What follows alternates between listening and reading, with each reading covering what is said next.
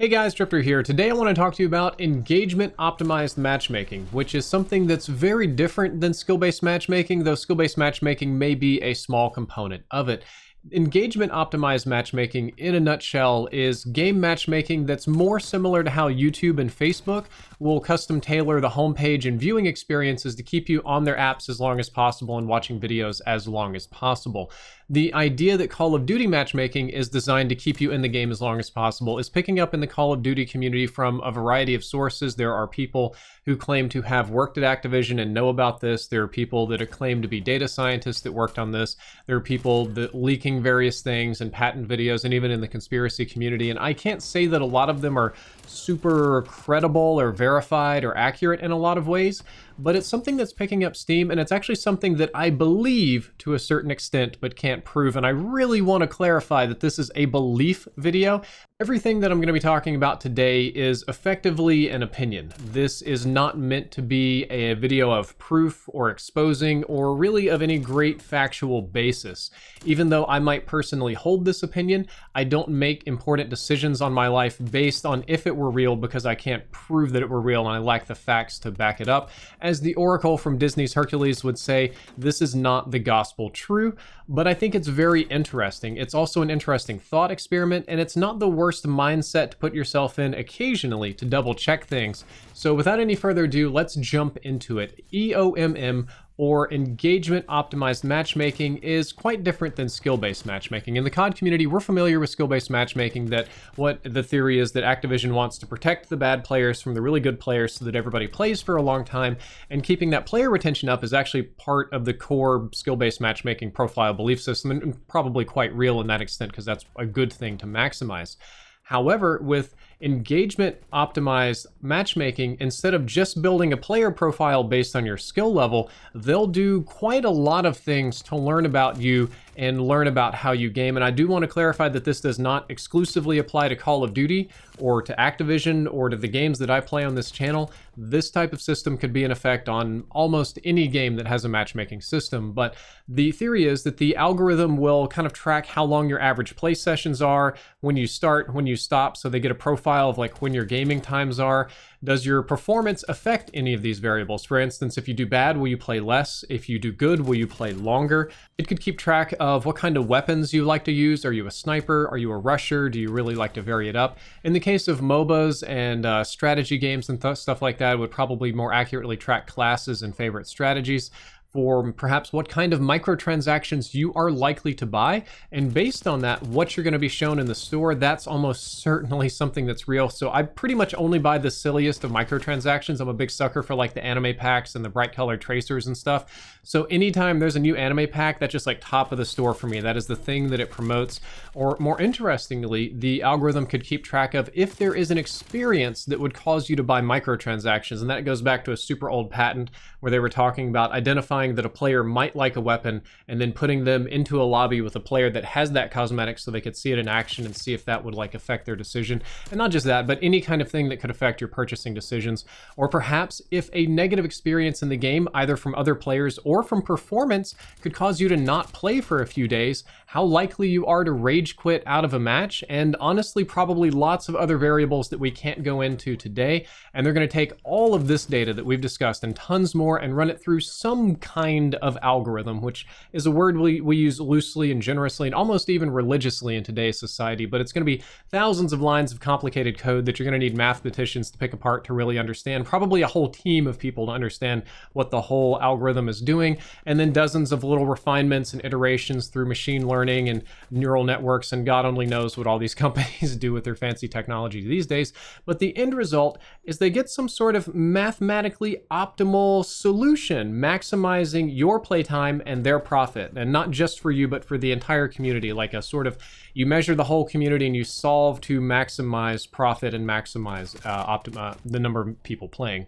Oh, since we're on the topic of experiments and algorithms today, I wanted to let you know that I'm experimenting with the YouTube algorithm for the month of January.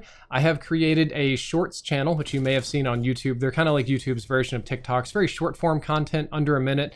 and I wanted to create a second channel and just upload gaming shorts and kind of see what would happen. I linked that down there first in the description. You can check it out, sub, interact, let me know, do things that might help me with the algorithm. I just kind of want to see where this is going because it's very interesting and perhaps promising for me. But let's get back to the main topic. This idea is something that I'm more inclined to believe or get on board with than patent-based matchmaking or strict skill-based matchmaking, even though it's theoretically more complicated than either of those two. Well, no, the patent thing is actually still far more complicated. The live nerfing would be really, really hard. Skill matching would be comparatively simple. But I think that engagement optimized matchmaking makes a lot more sense because it would be very important to Activision or EA's or Ubisoft or any of these companies' shareholders, Riot Games for that matter. If you don't know much about stocks, basically shareholders own the company and they demand profits and return on investment. They want the stock price to go up, and all corporations in America run on shareholder demands, and all shareholders pretty much demand the same things. They want an increase in stock price or an increase in dividends.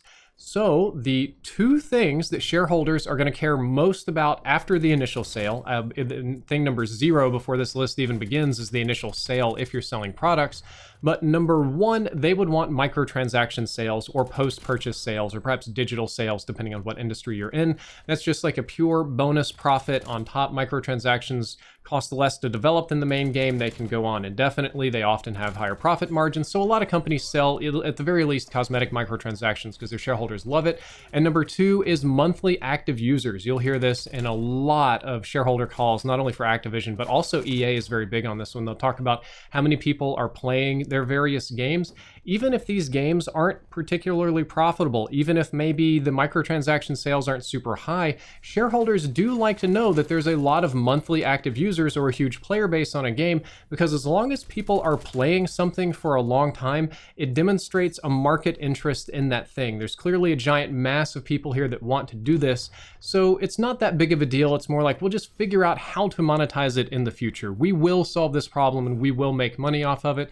There's other things as well, but these are the two most important ones. If you're working corporate somewhere at one of these giant companies, you want to be able to say that you've got great initial sales, great microtransactions, and a lot of monthly active users so that you can either do reinvestments in your company with all that profit or more realistically pay dividends to shareholders who will then be very, very happy with you. And that makes a lot more sense from a development standpoint. If you look at a game as a product, that designing the matchmaking algorithm through a great number of complicated steps, eventually maximize dividends makes way more sense than just strict skill-based matchmaking. So taking a step back from my opinions and why I believe these things, the rumors and basic conspiracy videos will say that the game is designed to be addictive, that it works on your psychological weaknesses, your dopamine levels, and it kind of gets you chasing a winner's high, kind of like a gambler being strung along for just one more game so that they can lose again or keep on playing, or so that you can make a little bit more money out of them in the casino. And there is a certain truth to that. Video games, I do know, are often designed, and they do psychological studies on what colors are optimal, how characters look, the sounds of the hit markers in shooting games, the effects, the satisfaction levels from winning or losing or doing various types of cooperation. Not necessarily at the algorithmic level, but when you're designing a game, they put these things through focus groups and little test studies to see how certain things tweak people's brains and make them happy. And in a lot of ways, that's just good design. But in an algorithmic sense, if you want to look at it from that way, it could be done to kind of string you along and just keep you going, to just give you enough to maybe play that one more game. If it knows you, if it is a thing and it's competent and real and it works, it could string you along just enough to get in that one high probability of winning game to make you feel good about yourself. And then you'll play 4 or 5 more and get, crapped on and feel bad, but you're still in that monthly active player pool and you're still active in playing and doing things.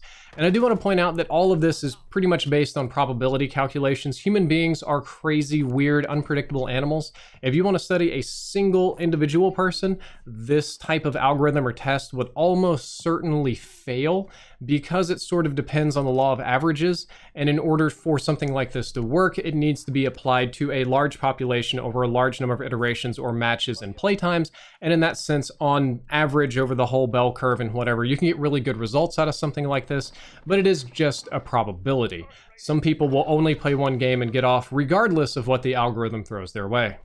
The other problem with this system is that I have actually zero evidence that such a system exists or has been implemented in Call of Duty.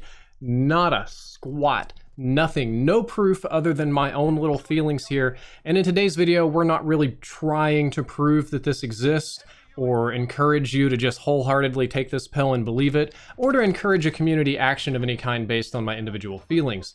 Today's video is more of a thought experiment. I just want to get you thinking and understanding things, and we're going to move on to a much more factual and grounded topic.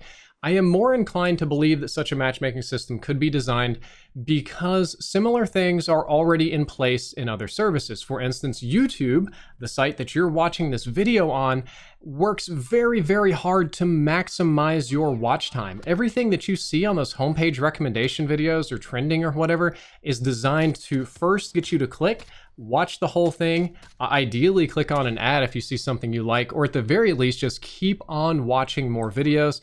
And they spend literally billions of dollars studying people, running different tests, different algorithms, and different things to try and figure out what you want to see the most to keep you on this app the longest and make the most money from you. And I see this very clearly because even the metrics on my end, which we'll get to in a little bit, tell me how long you guys are watching the video, how many videos you watch after this, how high the ad value is, and a lot of stuff like this too, because I'm part of this system. I'm being judged as a creator on a variety of different variables. And depending even perhaps on your phone permission levels, if you talk about a topic too much, the phone will hear you, Google will hear you through the YouTube app and start showing you videos or at least advertisements based on that topic. And a funny story, as I mentioned, I'm not immune to this, not just as a viewer, but as a creator. The algorithm pushes me to do certain things and create certain types of content on YouTube by rewarding me for meeting certain conditions. So for example, a video like this is going to be probably viewed as a very high watch time video and a very high engagement rate video, which are two things that they really want. If I do my thumbnail good enough, which I haven't done yet, it could even be a high click-through rate video. And I've done number 1, 2, and 3 good, so they're going to reward me with a higher ad value. And I have my little YouTube Studio app that tells me if I've done well, if people are watching or liking my video, and it'll just tell me, hey, do more of this. And it's rewarding me for making the kind of content that it likes to show to you because it makes them more money. So I'm being conditioned in a sense as well, even on the other end. This video would almost certainly also apply to the psychographics of outrage or political outrage, which we're going to be talking about very soon.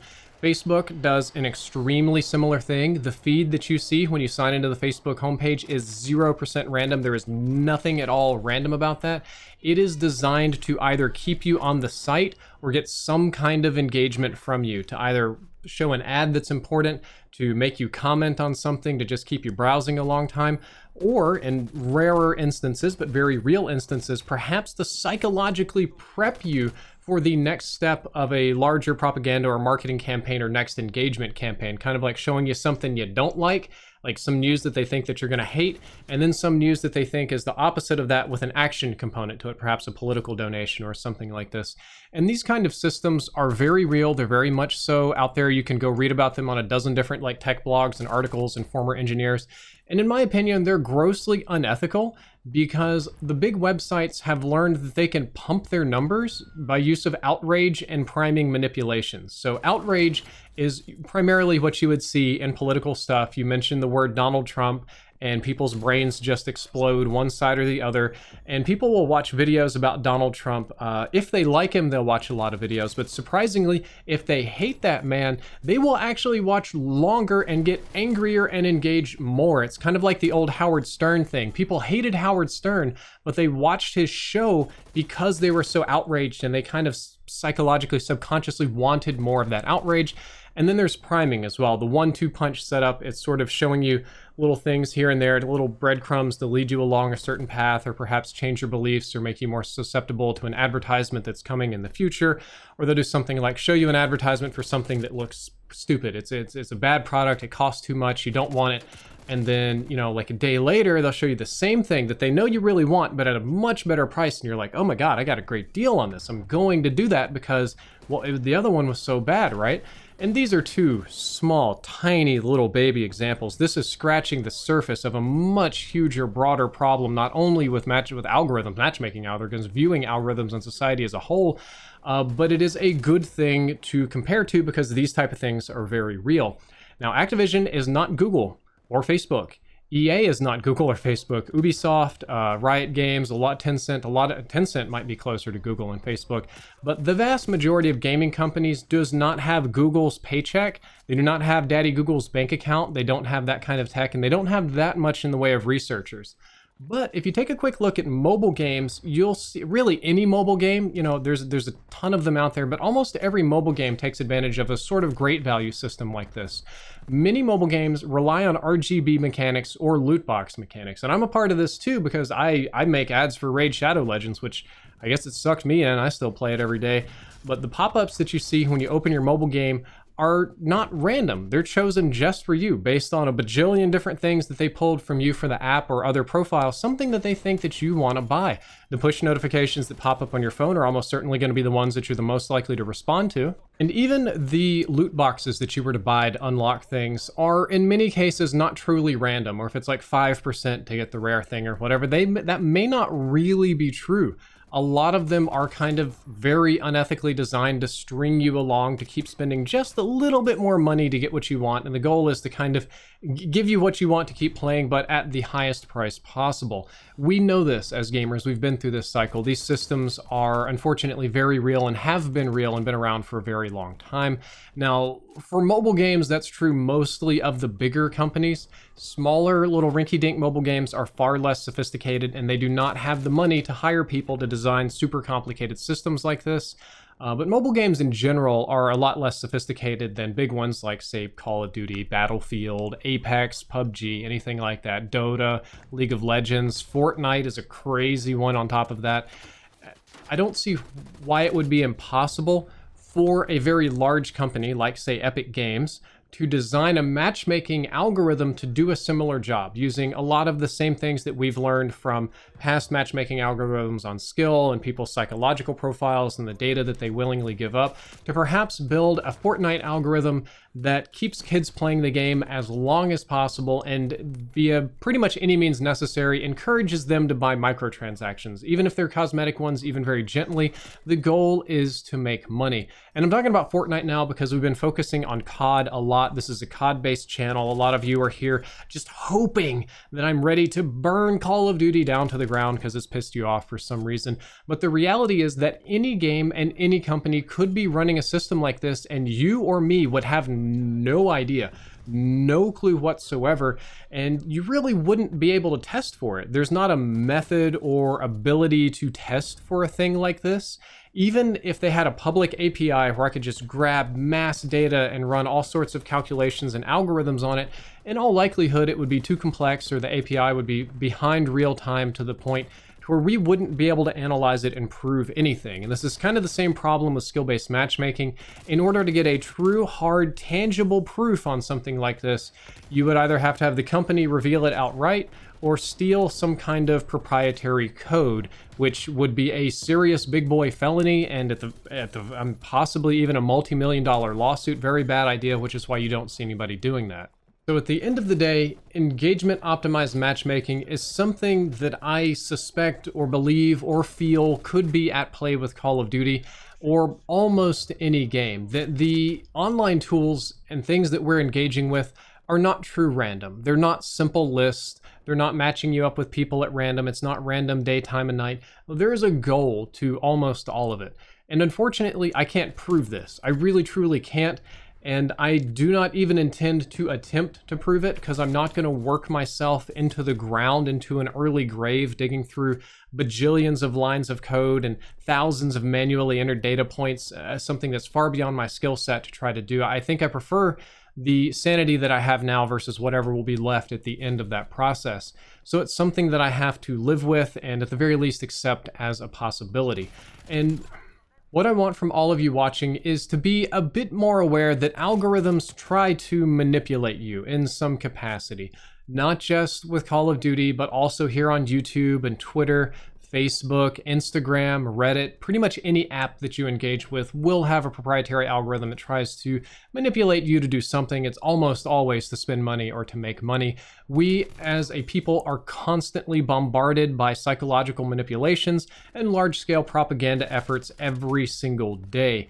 Unfortunately, they are often far more sophisticated and less politically motivated than you might think. There's definitely politics in this. You can be put in echo chambers. Politicians love creating little echo chambers and fan bases, but the big companies that really design these things don't really care about Democrats or Republicans or one country versus another. They want your money. They want those hard-earned American dollars, and they're coming for them.